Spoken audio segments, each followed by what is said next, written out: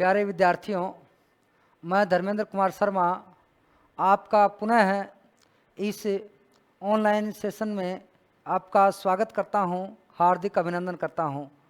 जैसा कि हम पिछली कक्षा में हमने संधि प्रकरण को समाप्त किया और आज हम पुनः एक नए प्रकरण की तरफ चल रहे हैं जिसका नाम है प्रत्यय।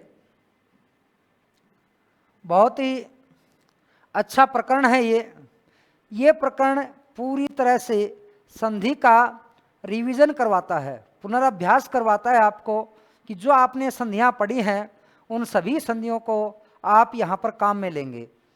तो देखिए, प्रत्यय जो शब्द है, प्रत्यय शब्द दो प्रकार से मिलकर बना है।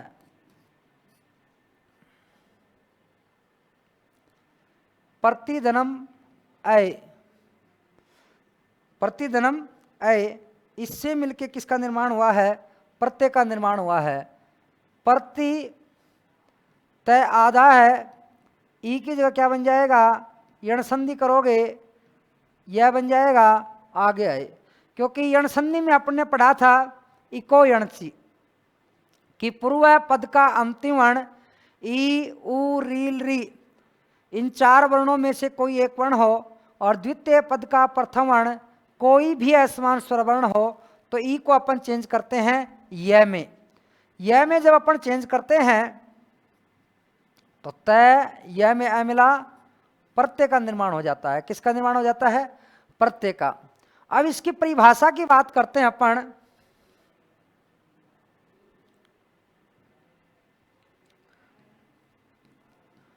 प्रतीयते विधीयते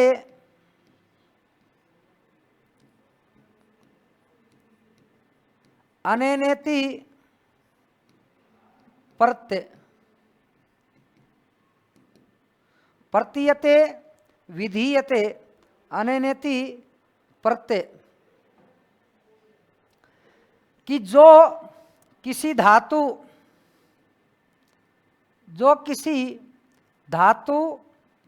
शब्द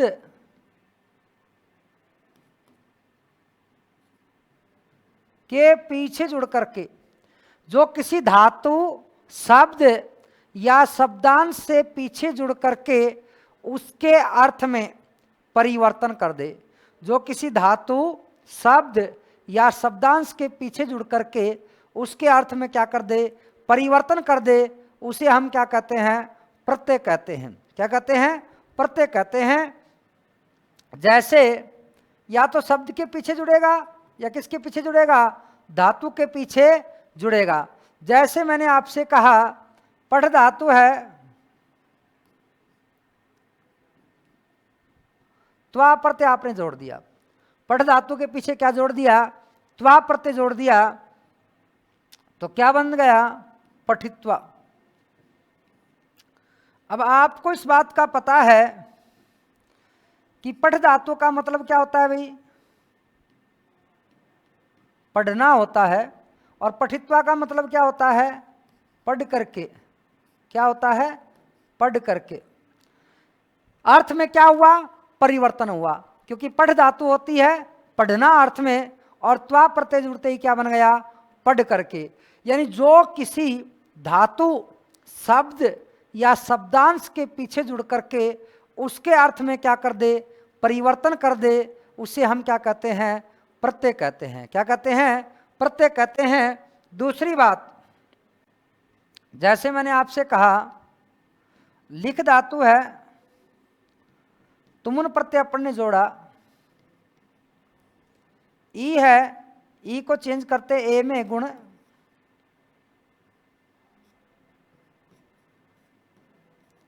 क्या बन गया? लेखितुम।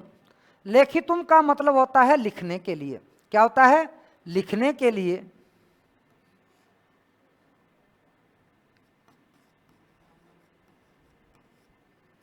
लिखने के लिए। लिखने के लिए। लिख धातु किस अर्थ में होती है? लिखना अर्थ में। लिख धातु होती है लिखना अर्थ में, और लेखितुम का मतलब क्या हो गया? लिखने के लिए। अब कहने का अभिप्राय यहाँ ये है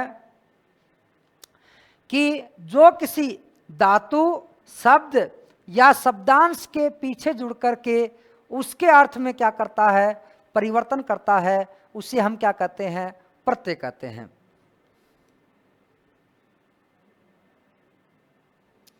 अब देखिए भाई, प्रत्यय के प्रमुख कार्य, प्रत्यय कौन कौन से काम करते हैं उसके ऊपर अपन चर्चा करते हैं। पहला जो काम करता है, धातु या शब्द के पीछे जुड़ करके, धातु या शब्द के पीछे जुड़ करके उसके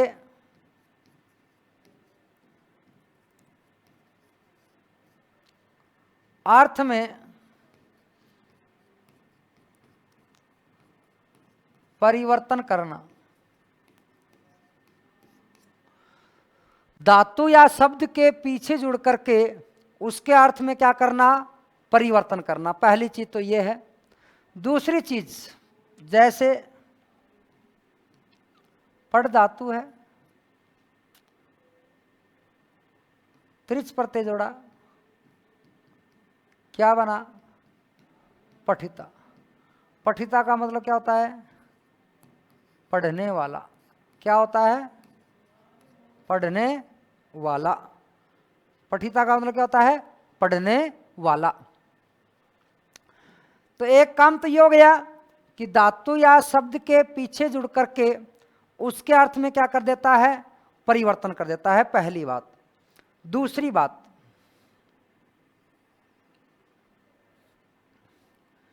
किसी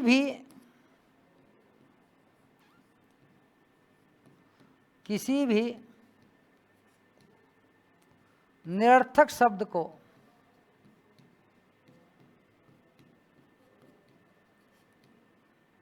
सार्थक बनाना। किसी भी निरर्थक शब्द को क्या बनाना, सार्थक बनाना। जैसे देखिए, मैंने आपसे कहा पठ धातु है, अब ये सार्थक नहीं है जब तक इसके साथ क्या नहीं जुड़ेगा, तिगंत प्रत्यय नहीं जुड़ेगा। धातुओं के साथ तो तिगंत प्रत्यय जोड़ा जाता है, तिप्तस जी सिप्थस थ मिपवस मस्त आताम जय था साथाम ध्वम इड वहिंग महिंग। यानी धातु के साथ तो तिगंत प्रत्यय जुड़ते हैं और शब्द के साथ सुबंत प्रत्यय जुड़ते हैं। सु आउ जस आम औसस टा भ्याम विस गे भ्याम व्यस गसी भ्याम व्यस गस ओसाम गी ओ सुप। तो देखिए, तो ये क्या बन जाता है भाई, पठती बन जाता है। क्या बन जाता है, पठती बन जाता है। जैसे मैंने राम के साथ जोड़ा, सुबंत प्रत्यय जोड़ दिया, सु, क्या बना दीजिए, राम है बना दीजिए। क्या बना दीजिए, राम बना दीजिए। राम शब्द था, ये शब्द निरर्थक नहीं है, परंतु आपको पता है कि इसका अपन संस्कृत में जब तक सुबंत प्रत्यय नहीं जोड़ेंगे तब तक उस शब्द को माना जाता है निरर्थक। क्या माना जाता है, निरर्थक माना जाता है। यह तब तक सार्थक नहीं होता है जब तक क्या नहीं हो जाता है, जब तक आप उसके साथ सुबंत प्रत्यय नहीं जोड़ देते हैं। सुबंत प्रत्यय जोड़ा तो ये क्या बन गया, सार्थक बन गया। क्या बन गया, सार्थक बन गया। अगली चीज, तीसरी जो बात आती है लिंग परिवर्तन करना। तीसरी जो बात आती है वो आती है लिंग परिवर्तन करना। यानी किसी भी पुल्लिंग शब्द के पीछे जुड़ करके, किसी भी पुल्लिंग शब्द के पीछे जुड़ करके, किसी भी शब्द के पीछे जुड़ करके क्या कर देता है, उसे स्त्रीलिंग में बदल देता है। जैसे मैंने कहा अज शब्द है, अज के साथ मैंने क्या जोड़ा, टाप जोड़ा। क्या बन गया, अजा बन गया। क्या बन गया, अजा बन गया। अज का मतलब होता है बकरा, अजा का मतलब होता है बकरी। ये पुल्लिंग है और इसको किस में चेंज कर दिया, स्त्रीलिंग में चेंज कर दिया। जैसे मैंने आपसे कहा बालक शब्द है, बालक के साथ आपने टा प्रत्यय जोड़ा और क्या बन गया, बालिका बन गया। क्या बन गया, बालिका बन गया। तो कहने का जो अभिप्राय है वो अभिप्राय यही है कि प्रत्यय के प्रमुखतः 3 कार्य होते हैं। पहला, किसी भी धातु या शब्द के पीछे जुड़ करके, किसी भी धातु या शब्द के पीछे जुड़ करके उसके अर्थ में परिवर्तन करना। दूसरा, किसी भी निरर्थक शब्द को क्या बनाना, सार्थक बनाना या प्रयोग योग्य बनाना। तीसरा जो काम होता है वो होता है कि पुल्लिंग शब्दों के पीछे जुड़ करके उसके अर्थ में क्या कर देना, परिवर्तन कर देना। तो ये हुआ इसका प्रत्यय के प्रमुख कार्य। अगली जो बात आती है वो आती है प्रत्यय के भेद। प्रत्यय के भेद, प्रत्यय के अगर भेद की बात करें अपन, देखिए एक तो होता है धातु, एक होता है भी शब्द। धातु के पीछे जुड़ करके, किसके पीछे जुड़ करके, धातु के पीछे जुड़ करके उसके अर्थ में क्या कर दे, परिवर्तन कर दे। जैसे धातु के पीछे जुड़ा त्वा, एक तो ये हो गया धातु के पीछे जो प्रत्यय जुड़ रहा है, एक जुड़ रहा है किसके पीछे, शब्द के पीछे जुड़ रहा है। अब धातु के पीछे जो प्रत्यय जुड़ रहा है ना उसको तो अपन बोलते हैं कृत। क्या बोलते हैं, कृत प्रत्यय। धातु के पीछे जो प्रत्यय जुड़ रहा है उस प्रत्यय को अपन के द्वारा कहा जाता है कृत प्रत्यय। क्या कहा जाता है, कृत प्रत्यय। और जो प्रत्यय शब्द के पीछे जुड़ता है उसको अपन बोलते हैं तद्धित प्रत्यय। क्या बोलते हैं, तद्धित प्रत्यय कहा जाता है। तो जो प्रत्यय धातु के पीछे जुड़ रहे हैं उसे तो अपने कहेंगे कृत प्रत्यय, और जो शब्द के पीछे जुड़ेंगे उसे तद्धित प्रत्यय कहते हैं। अब देखो शब्द के पीछे ही एक प्रत्यय और होते हैं जो जुड़ते हैं और उसे स्त्रीलिंग में बना देते हैं। मूल व्याकरण में तो इसको तद्धित प्रत्यय का ही मानना चाहिए क्योंकि शब्द के पीछे जुड़ रहे हैं, परंतु वर्तमान में इसके 3 भेद प्रमुखतः प्रत्यय के भेद माने जाते हैं। वैसे 5 भेद भी होते हैं, रिट के दृष्टिकोण से आप कितने भेद मानेंगे, 3 भेद मानेंगे। कितने भेद मानेंगे, 3 भेद। कि जो पुल्लिंग शब्दों के पीछे,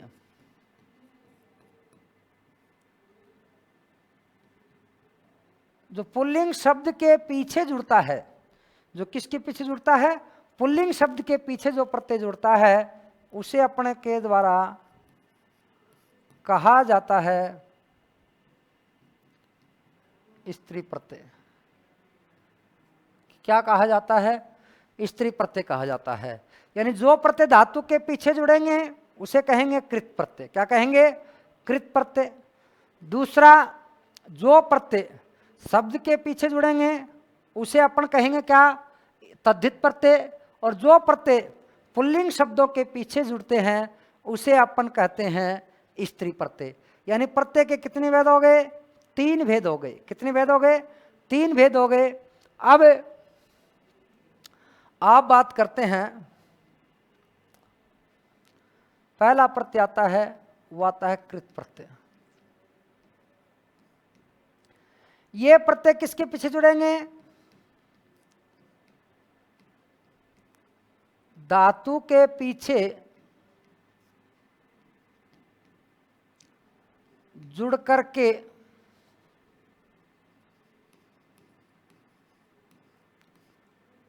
उसके अर्थ में परिवर्तन कर दिया जाता है। धातु के पीछे जुड़ करके उसके अर्थ में परिवर्तन कर दिया जाता है। धातु के पीछे जुड़कर के उसके अर्थ में क्या कर दिया जाता है, परिवर्तन कर दिया जाता है। वो प्रत्यय कौन से प्रत्यय कहलाते हैं भाई, कृत प्रत्यय कहलाते हैं। अब देखिए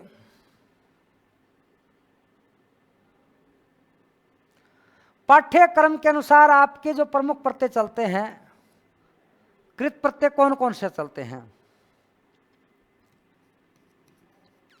एक तो चलता आपके तव्यत, एक तुमन,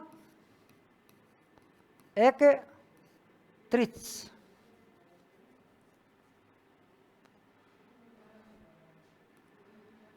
यत,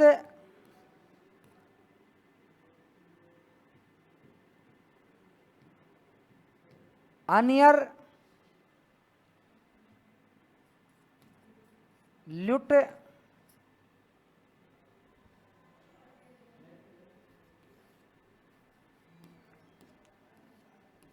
यत,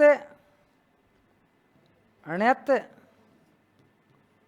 और अणगुल। तीसरा है कत, कत, कत्वतु, क्यप, कत्वा, ल्यप।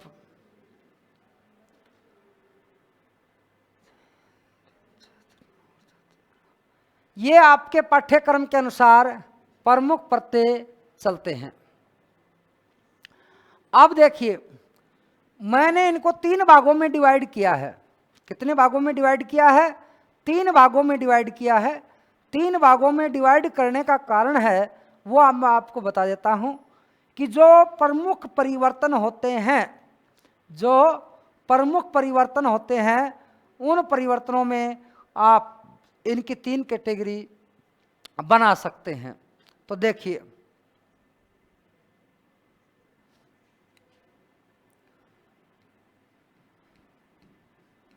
कृत प्रत्यय में होने वाले प्रमुख परिवर्तन,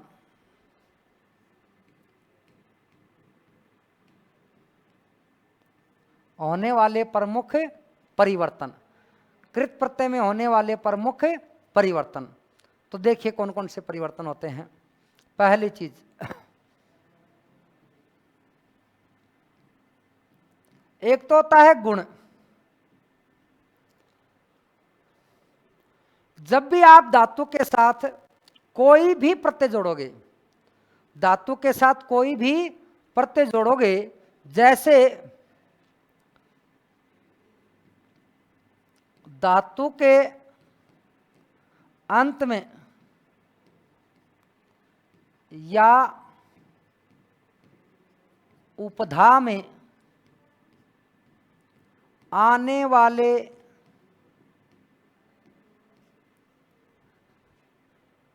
ई, उ, री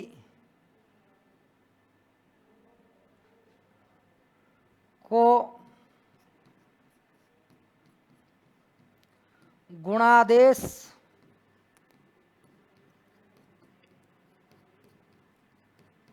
कर दिया जाता है। एक सूत्र आता है सार्वधातु कार धातु कयो, एक सूत्र आता है पुगंत लघु पदस्य च। दोनों सूत्र गुण का कार्य करते हैं। देखिए क्या होता है गुण। पढ़ धातु है, मान लो कौन सी धातु है, पढ़ धातु है। सॉरी, पठ में तो गुण होना ही नहीं है। जैसे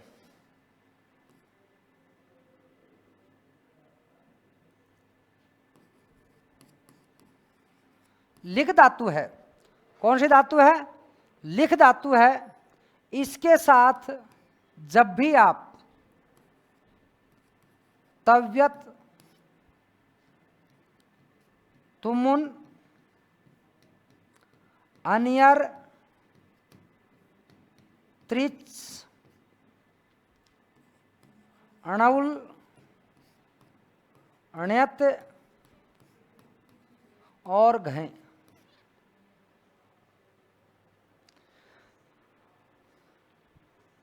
लिख धातु के साथ कितने प्रत्यय देख लो, तव्यत, तुमुन, अनियर, त्रिच, अणउल, अण्यत और त्रिच प्रत्यय जोड़ोगे और घय प्रत्यय जोड़ोगे तो धातु की उपधा में आ रहा है ई।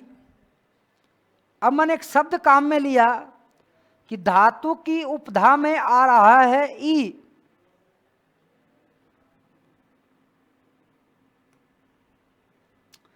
उपधा क्या होता है पहले ये समझ लो। अलो अंत्यात पूर्व,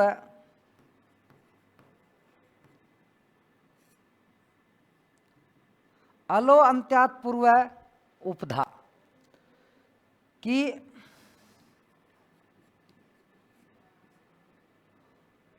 धातु के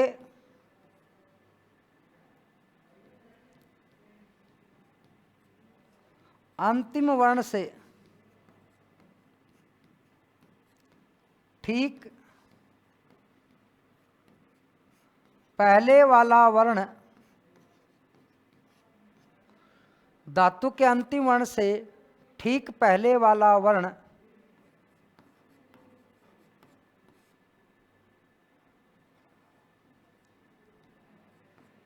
उपधा कहलाता है। धातु के अंतिम वर्ण से ठीक पहले वाला वर्ण क्या कहलाता है? उपधा कहलाता है। क्या कहलाता है? उपधा कहलाता है। जैसे देखो मैंने आपसे कहा भुज धातु है, लिख धातु है, दृश्य धातु है, पठ धातु है और वद धातु है। अंतिम वर्ण, धातु का अंतिम वर्ण क्या आ रहा है? जय आ रहा है। क्या आ रहा है? जय आ रहा है। जैसे ठीक पहले वाला वर्ण, जैसे ठीक पहले वाला वर्ण क्या कहलाएगा? उपधा कहलाएगा। जैसे यहाँ क्या है? ऊ है। क्या है? ऊ है। तो भुज में अंतिम वर्ण तो क्या था? जय। जैसे ठीक पहले वाला क्या है? ऊ है। जैसे लिख में अंतिम वर्ण ख था और ख से ठीक पहले क्या आ रहा है? ई आ रहा है। क्या आ रहा है? ई आ रहा है। दृश्य में,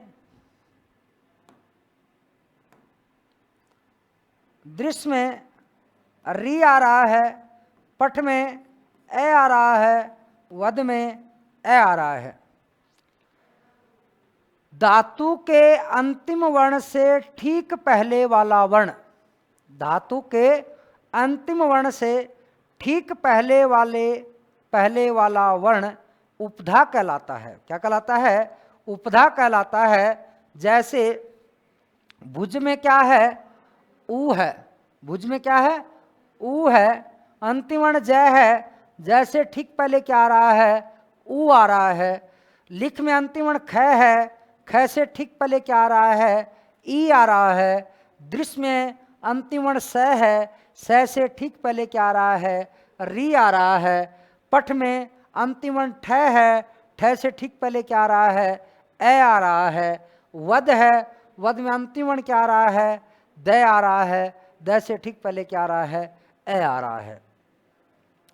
अंतिम वर्ण से ठीक पहले वाला वर्ण, प्यारे विद्यार्थियों, ये मैं आपको जो बेसिक्स बता रहा हूं, इन बेसिक्स को अगर आपने अच्छी प्रकार से क्लियर कर लिया, थोड़ा सा समय लगेगा इसमें, पर तो इन चीज़ों को अगर आपने समझ लिया तो प्रत्यय आपका चुटकियों का खेल हो जाएगा।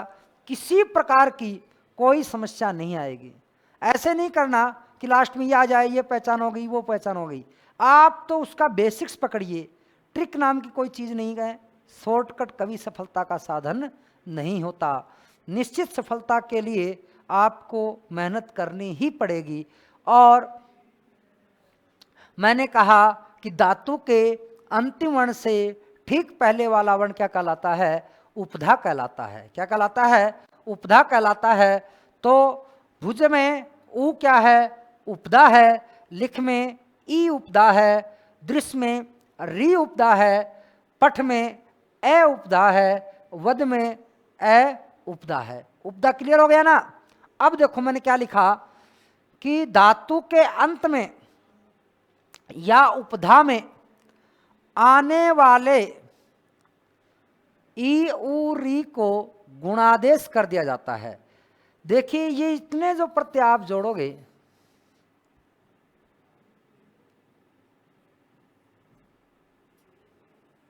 इतने प्रत्यय जब आप जोड़ोगे तो धातु के अंत में हो चाहे उपधा में हो, ई उ री होगी तो उसे गुणादेश कर देंगे।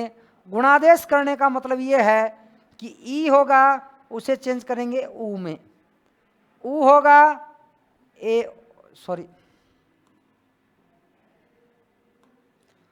ऊ होगा ओ में, री होगा अर में। गुण संधि पढ़ी थी ना आपने? ई को किस में बदला जाएगा? ए में, ऊ को ओ में, री को अर में। तो कहने का मतलब यही है कि लिख धातु है, इसकी उपधा में ई आ रहा है। क्या आ रहा है? ई आ रहा है। तो इसके साथ जब भी आप तव्यत, तुमुन, अनियर, त्रिच और लिट प्रत्यय जोड़ोगे तो क्या कर दिया जाएगा? आपका धातु की उपधा में आने वाले ई को गुणादेश करके ए कर दिया जाएगा। णवुल, णैत और घय प्रत्यय जब इसके साथ आप जोड़ोगे तो धातु की उपधा में आने वाले स्वरवर्ण को क्या कर देगा? ये गुणादेश कर देगा। क्या कर देगा? गुणादेश। क्लियर हुई कि नहीं हुई बात? अगला देखिए,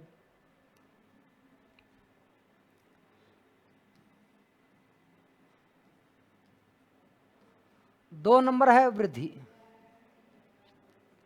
सूत्र आता है इसका अचो इन्नति। देखिए जब भी किसी प्रत्यय के अंत में, जब भी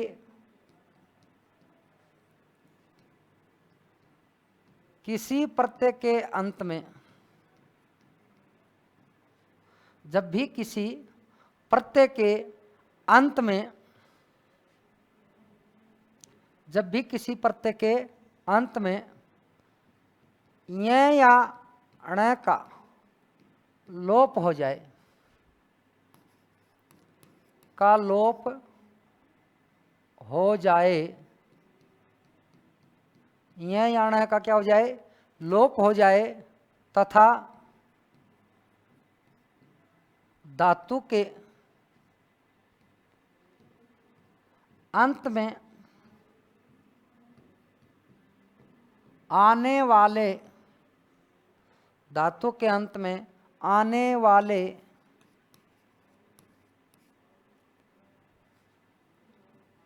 ई उ री को वृद्धि आदेश कर दिया जाता है। वृद्धि आदेश कर दिया जाता है। धातु के अंत में जब भी ई उ री आ जाए और उसके साथ किसका लोप किया जाए? ये का या अण का। आपके पाठ्यक्रम में तीन प्रत्यय हैं भाई, एक तो घय है, एक णयत है और एक क्या है? अणउल है। घय में ये की अलंत्यम से घय की लैसक व तद्वितीय चैसे इत संज्ञा हो जाती है और लोप हो जाता है। शेष क्या बचता है भाई? ए। क्या बचता है? ए बचता है। अणत में शेष क्या बचता है भाई? यह। अणउल में शेष क्या बचता है? वू। वू को आदेश क्या हो जाता है? अक हो जाता है। वू को क्या हो जाता है? अक हो जाता है। अब जो मेरा यहाँ समझाने का तात्पर्य है वो तात्पर्य यह है कि देखो इस य का लोप वाक नहीं हुआ, इसमें ण का लोप वाक नहीं हुआ, अणउल में ण का लोप वाक नहीं हुआ, तीनों में य का और ण का लोप हो रहा है। तो इसका मतलब कि जब भी धातु के साथ आप ण्यत णउल या घय प्रत्यय जोड़ते हो, ण्यत णउल या घय प्रत्यय जोड़ते हो, तो ई को वृद्धि क्या की जाएगी? आई। क्या करोगे? आई। ऊ को वृद्धि क्या करोगे? औ। री को वृद्धि क्या करोगे? आर। ई को वृद्धि किया जाता है आई, ऊ को वृद्धि किया जाता है औ, और री को वृद्धि किया जाता है आर। कहने का अभिप्राय यही है कि जब भी किसी धातु के साथ ण्यत णउल और घय प्रत्यय जोड़ोगे तो ई को वृद्धि आई करना है, ऊ को वृद्धि औ करना है, री को वृद्धि आर करना है। जैसे देखिए, मैंने कहा क्री धातु है, ण्यत प्रत्यय आपने उसके साथ जोड़ दिया। क्री धातु के साथ कौन सा प्रत्यय जोड़ दिया? ण्यत प्रत्यय जोड़ दिया। तो क आधा, री को आपने वृद्धि किया आर, ण्यत में ए बचा, और क्या बन गया? कार्य है, कार्या कार्यम। आपको जो यहाँ पर समझना है वो ये समझना है कि री को वृद्धि हमने क्या कर दी? आर कर दी। आर कर दी तो री को आर किया तो क्या बन गया? कार्य है, कार्या कार्यम। अब अगली बात, ये चीज समझ में आ गई ना? अब देखो भाई अगली बात,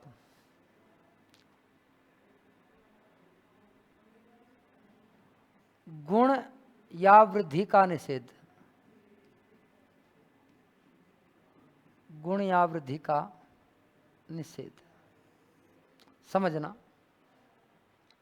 एक सूत्र आता है,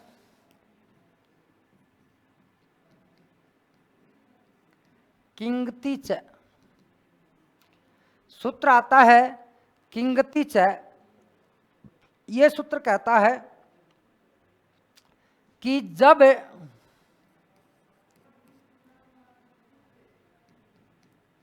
जब किसी प्रत्यय में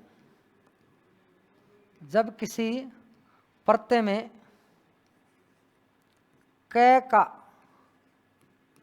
लोप हो जाए, जब किसी प्रत्यय में क का लोप हो जाए तो वहां गुण या वृद्धि का निषेध होता है।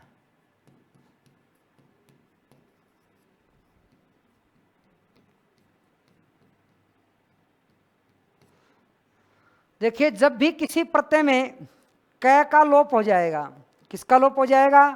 क का लोप हो जाएगा, तो वहां गुण भी नहीं होगा और वृद्धि भी नहीं होगी। तो आपके पाठ्यक्रम में ऐसे कितने प्रत्यय हैं कि जहां क का लोप होता है? ध्यान देना। एक तो कत में तय बसता है, कत्वतु में तवत बसता है, कत्वा में त्वा बसता है, क्यप में यह बसता है, समझ में आई क्या बात? यानी क का लसक व तद्धित से सब में क्या हो गया? लोप हो गया। तय का शेष रहा, कत्वतु में ऊ की उपदेश से अजनुनासिक इससे संज्ञा हो गई और अंतिम से लोप हो गया, और क का लसक व तद्धित से हो गया। कत्वा में क की लसक व तद्धित से हो गई, और क्यप में पै के अंतिम से क की लसक व तद्धित से। कहने का मतलब आपके पाठ्यक्रम में ये चार प्रत्यय ऐसे होते हैं, जब धातु के साथ आप इन चार प्रत्ययों को जोड़ोगे तो न तो गुण होगा और न ही क्या होगी? वृद्धि होगी। दूसरी बात, जैसे पड़ धातु है, मान लो कत प्रत्यय जोड़ा, ईट का आगम होता है, पठिता बन गया। लिख धातु है, कत प्रत्यय। अब धातु की उपधा में ई आ रहा है, ई को गुण होता है, परंतु क का लोप होने के कारण यहां गुण आदेश नहीं होता और क्या बन जाता है? लिखित बन जाता है। क्या बन जाता है? लिखिता बन जाता है। मैंने आपसे कहा क्री धातु है, कत प्रत्यय है और क्या बन गया, कृतः बन गया। धातु के अंत में री था, धातु के अंत में क्या था, री था, तो इस री को क्या होना चाहिए था, अर होना चाहिए था, परंतु अर नहीं होता, क्या हो जाता है, कोई गुण और वृद्धि नहीं होती। अब देखिए, जब गुण या वृद्धि नहीं होगी, जब गुण या वृद्धि नहीं होगी तो वहां पर एक काम होता है, वो काम कौन सा होता है, एक सूत्र आता है इग यण है संप्रसारणम।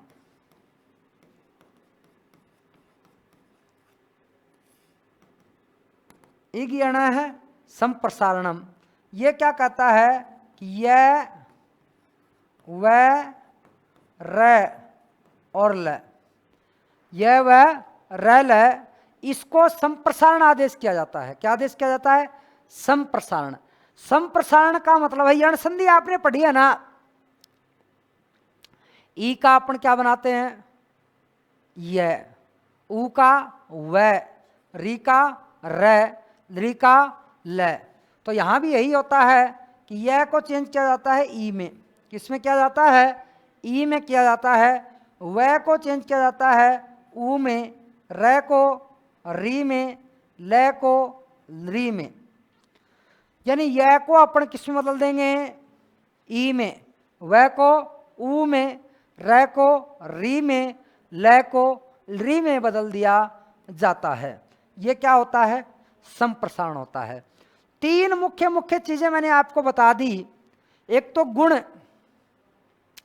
जब भी धातु के साथ तव्य तुमुन त्रिच ल्युट यत ये प्रत्यय जोड़ोगे तो धातु के अंत में या धातु की उपधा में आने वाले स्वरवर्ण को गुणादेश कर दिया जाता है। ई को ए में, ऊ को ओ में, व को ई को ए में, ऊ को ओ में, री को अर में। जब भी धातु के साथ घय, ण्यत और णउल प्रत्यय जोड़ा जाता है तो धातु के अंत में आने वाले ई, ऊ, री को वृद्धि आदेश कर दिया जाता है। ई, ऊ, री को क्या आदेश कर दिया जाता है, वृद्धि आदेश कर दिया जाता है।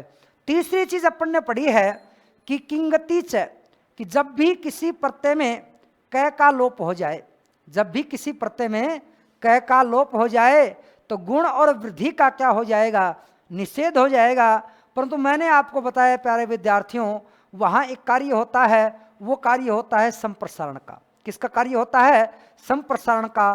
संप्रसारण का मतलब यह है कि यह को किस में चेंज किया जाएगा, ई में किया जाएगा, व को ऊ में किया जाएगा, र को री में किया जाएगा तथा ल को री में चेंज किया जाएगा।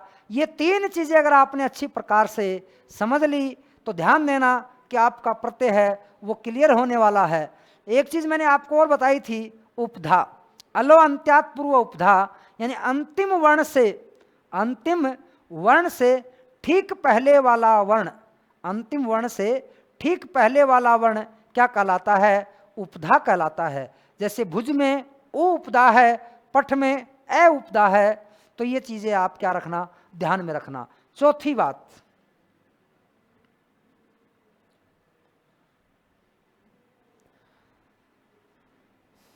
जब भी धातु के साथ, जब भी धातु के साथ अणउल, अण्यत या घय प्रत्यय जोड़ते हो, जब भी धातु के साथ ण्यत, अणउल या घय प्रत्यय जोड़ते हो तो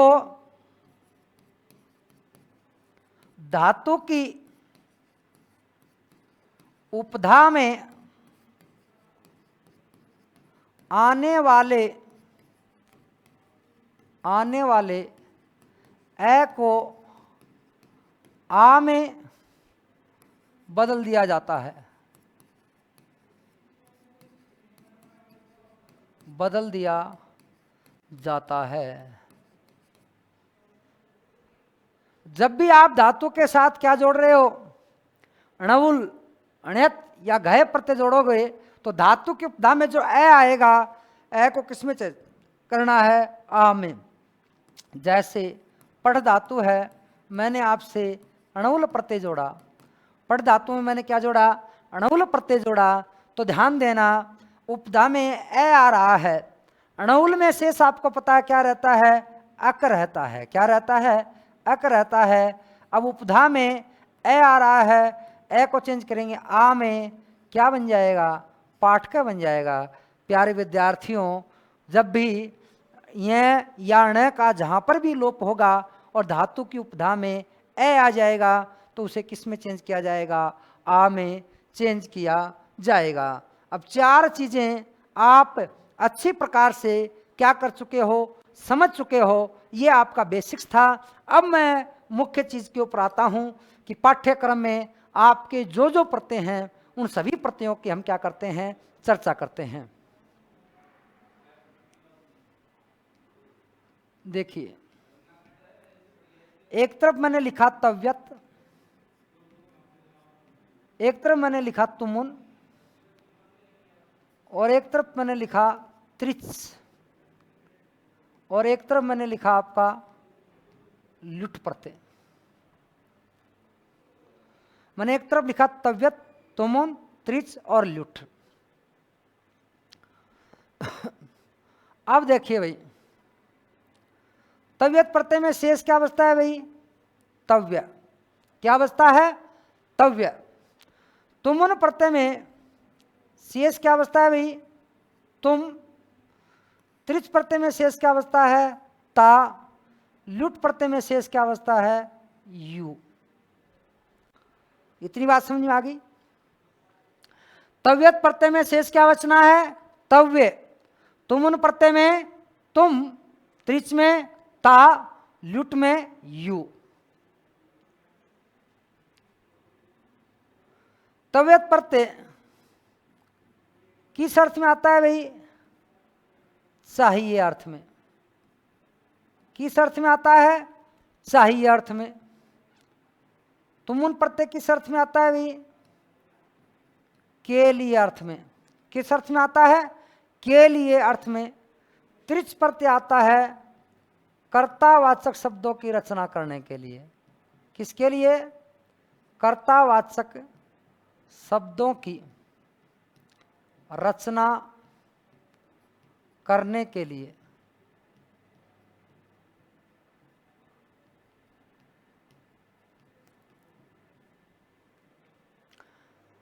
ध्यान देना, त्रिच प्रत्यय किस लिए आता है, कर्तावाचक शब्दों की रचना करने के लिए। यू को हो जाता है अन।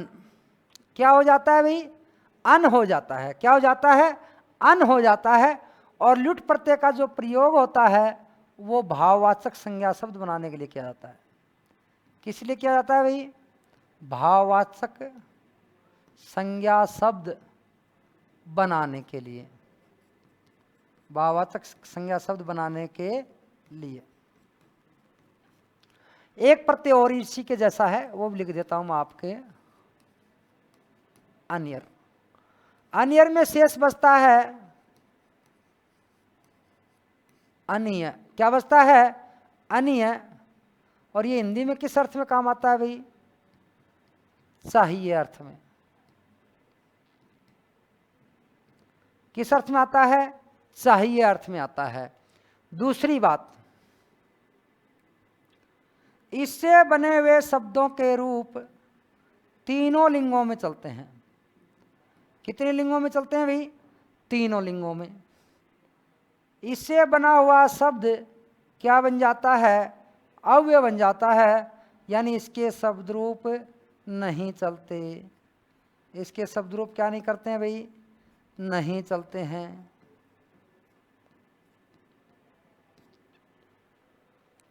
त्रिच प्रत्यय, इससे बने हुए शब्दों के रूप भी कितने लिंगों में चलते हैं भाई, तीनों लिंगों में चलते हैं। कितने लिंगों में चलते हैं, तीनों लिंगों में चलते हैं। और इससे बने हुए शब्दों के रूप केवल नपुंसक लिंग में चलते हैं। किस में चलते हैं, नपुंसक लिंग में चलते हैं। किसमें चलते हैं? नपुंसकलिंग में। इससे बने हुए शब्दों के रूप भी तीनों लिंगों में चलते हैं।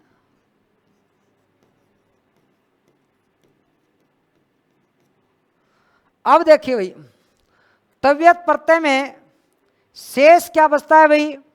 तव्य। क्या बचता है? तव्य बचता है। और इंद्रिय अर्थ क्या होता है? चाहिए अर्थ होता है। इससे बने हुए शब्दों के रूप कितने लिंगों में चलते हैं? तीनों लिंगों में चलते हैं। और ये किस रूप में जुड़ता है भाई? पुल्लिंग में तव्य। पुल्लिंग में किस रूप में भाई? तव्य। स्त्रीलिंग में तव्या। और नपुंसकलिंग में भाई तव्यम। पुल्लिंग में तव्य है, स्त्रीलिंग में तव्या, और नपुंसकलिंग में तव्यम के रूप में जुड़ता है। ये तुमुन ध्यान देना भाई, जब भी तुमुन प्रत्यय है, तुमुन प्रत्यय में हिंदी में शेष क्या बचता है? तुम। क्या बचता है? तुम। किस अर्थ में काम आता है भाई? के लिए अर्थ में। जैसे पठ प्लस तुमुन पठितुम, पठ प्लस तुम से क्या बनेगा? पठितुम बन जाएगा।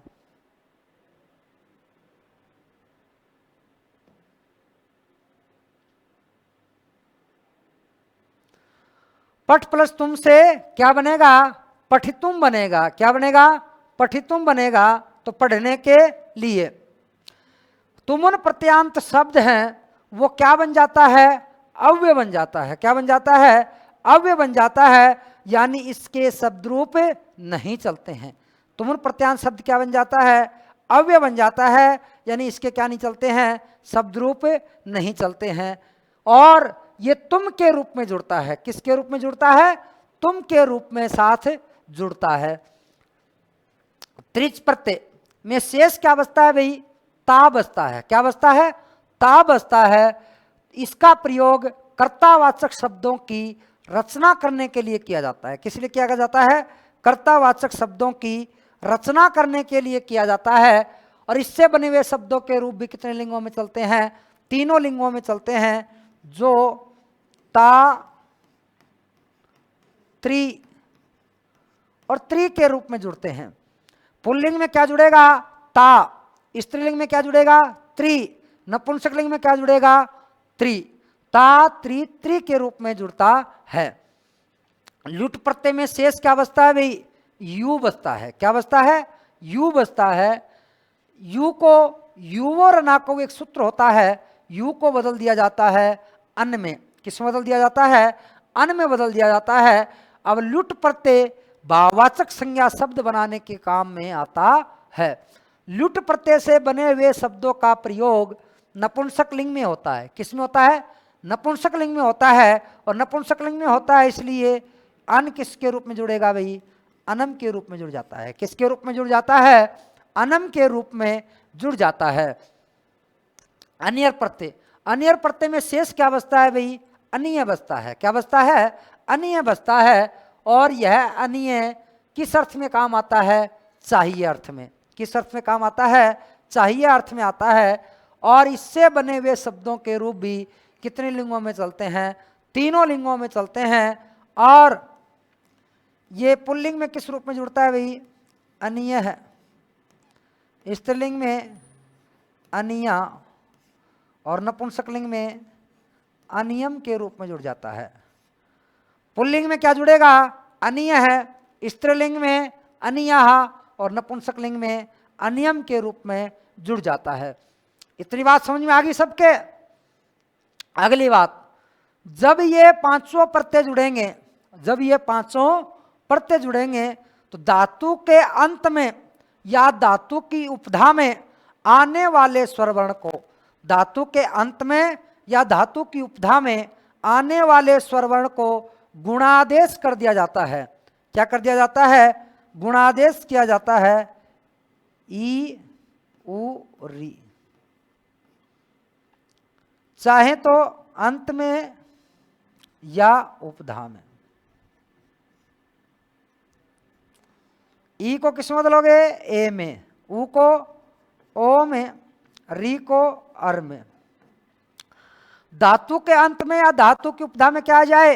ई ऊ री आ जाए तो ई को ए में, ऊ को ओ में और री को अर में बदल दिया जाता है। यह परिवर्तन सभी में होगा, लास्ट तक होगा, यानी कोई भी प्रत्यय जोड़ोगे उसी के साथ ये परिवर्तन हो जाएगा। एक बात और याद रखना कि धातु के अंत में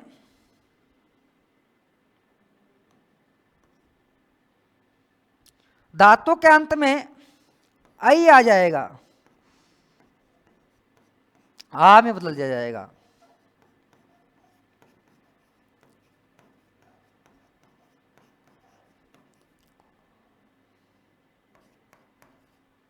धातु के अंत में आई आ जाएगा तो किस में बदलोगे? आ में बदल दिया जाएगा। इतने चीजें समझ में आई कि नहीं आई? इतनी चीजें आ गई। अब अपन इसके उदाहरण देखते हैं।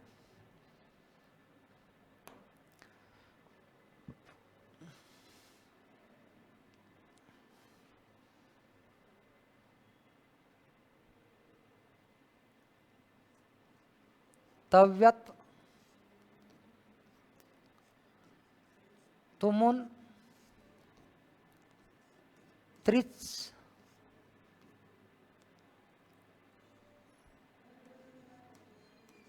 अनियर और लुट।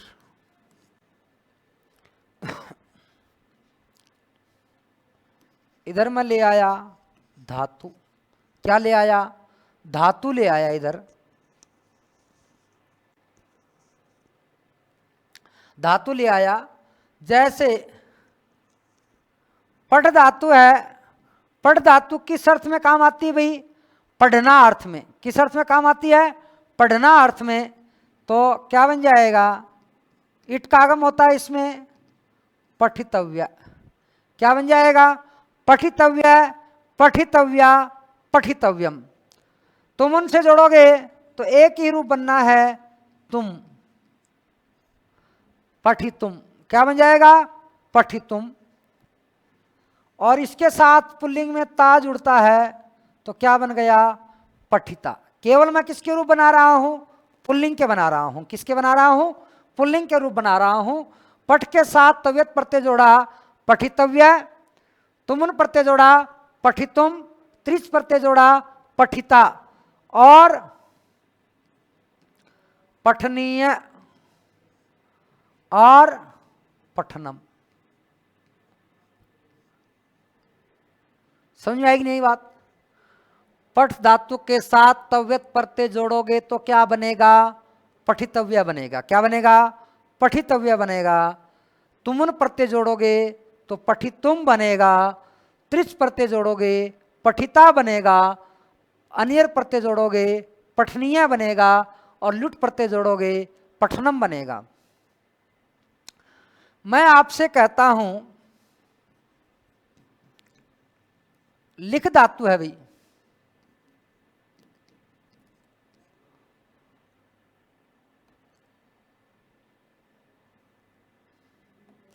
लिख धातु है। ई को गुण क्या करोगे? ए, लिखितव्य। उपधा में देखिए ई आ रहा नहीं आ रहा है? ई आ रहा ना। जब किसी धातु की उपधा में क्या आ जाता है? ई आ जाता है तो ई को चेंज किस में करते हैं? ए में। लेखितव्य, ई को ए में किया। लेखितुम, लेखिता, लेखनीय और लेखनम। लेखितव्य, लेखितुम, लेखिता, लेखनीय और लेखनम। मैंने आपसे कहा भुज धातु है। ध्यान रखना, जब भी किसी धातु के अंत में च या जय हो, जब भी किसी धातु के अंत में क्या हो? च या जय हो, तो क्या कर दिया जाता है, च अथवा जय हो तो कै और गै में बदल देते हैं। कब, जब उसके साथ तव्य तुमुन और त्रिच प्रत्यय जोड़े जाएं। तो तव्य तुमुन और त्रिच है अपने पास, तो जय को गै में और गै को कै में, वक्तव्य। और क्या बन जाएगा,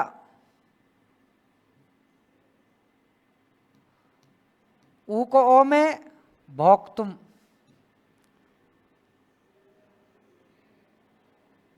भोक्ता। इसका सीधा का सीधा मिलान करना है, ऊ को ओ में बदला भोजनीय, ऊ को किस में बदलोगे, ओ में बदलोगे भोजनीय, और इसमें भोजनम, क्या बन जाएगा, भोजनम बन जाएगा। मैंने आपसे कहा मुच धातु है, तो क्या बन जाएगा भाई, ऊ को ओ में बदलोगे मोक्तव्य,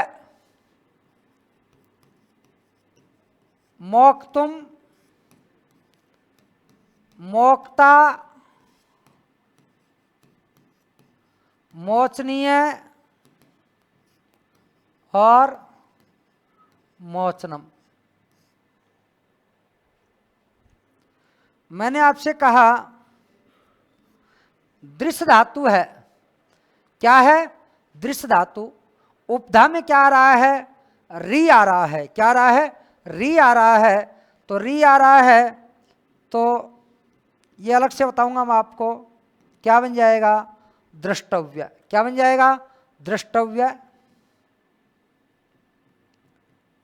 द्रष्टुम। ध्यान देना, एक सूत्र आता है सृजी दृश्योर जल्यम किति, वो अंतिम स्वरवर्ण के बाद अम का आगम कर देता है। किसका आगम कर देता है, अम का आगम कर देता है। तो द्रष्टव्य, द्रष्टुम, और ये इसका बन जाएगा दृष्टा। और री को गुण क्या करते हो, अर, तो दर्शनीय, और क्या बन गया, दर्शनम। क्या बन जाएगा,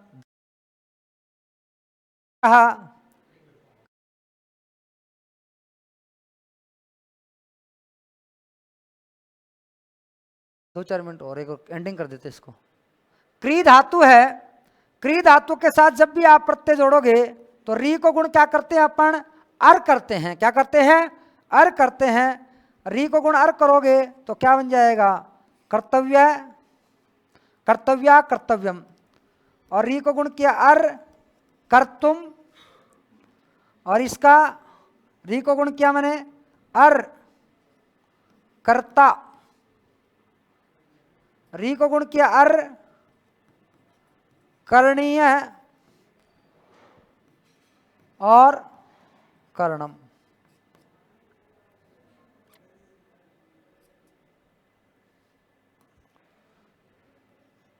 क्या बन जाएगा, कर्णम। मैंने आपसे कहा दा धातु आ गई, मान लो कौन सी धातु आ गई, दा धातु आ गई।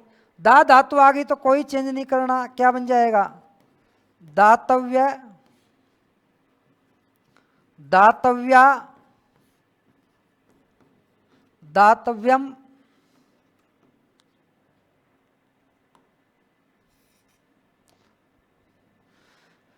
दा धातु के साथ सीधा मिलाना है, कुछ नहीं करना। क्या बन जाएगा, दातुम, दाता, दानीय और दानम। यानी इसमें कोई आपको चेंज नहीं करना। समझ में आएगी नहीं बात, बाकी चर्चा करेंगे प्यारे विद्यार्थियों आगामी कक्षा में। जय हिंद, जय भारत। जो मैटर मैंने आज आपको बताया इसको अच्छी प्रकार से क्या करना, एक बार रिपीट करना, और रिपीट करके अगली कक्षा में जब भी अपन मिलते हैं तो ये आपके तैयार होना चाहिए, और प्रत्यय अपन हल करेंगे चुटकियों में। जय हिंद, जय भारत।